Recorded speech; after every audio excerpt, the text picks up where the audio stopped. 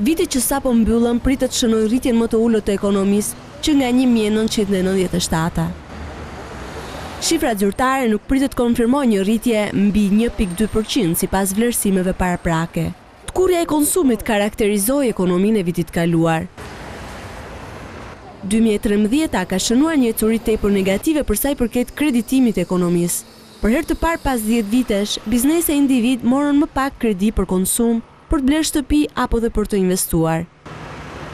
Në fund të nëntorit, huaja në total ishte 2.5% më e ulët se një vit më parë, ose 14 miliard lek më pak. Ekonomistët vlerësojnë se krahas efekteve të krizës financiare, aktiviteti u tkur nga tranzicioni një viti elektoral. Shqiptarët po u drejtojnë gjithnjë më pak sporteleve të bankave, edhe për faktin se këto të fundit kanë shtuar kërkesat e kriteret e kreditimit.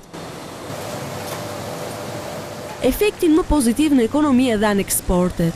Për 11 muaj, ato u rritën 15% duke arritur në 224 miliard lek, fal mineraleve e lëndëve djegëse. Eksportet të mbara pritet të kemi edhe këtë vit, nëse nuk do të ketë rënje çmimesh në tregjet e huaja.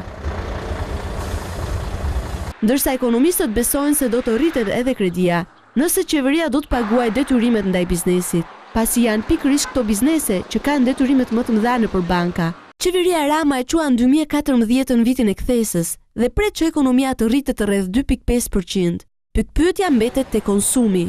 Shqiptarët që shpenzuan më pak vitin e kaluar rrezikojnë të frenojnë edhe më tej blerjet me çmimet më të larta që do të shënojnë jo pak mallra, duke filluar nga lëndët djegëse deri tek kafja.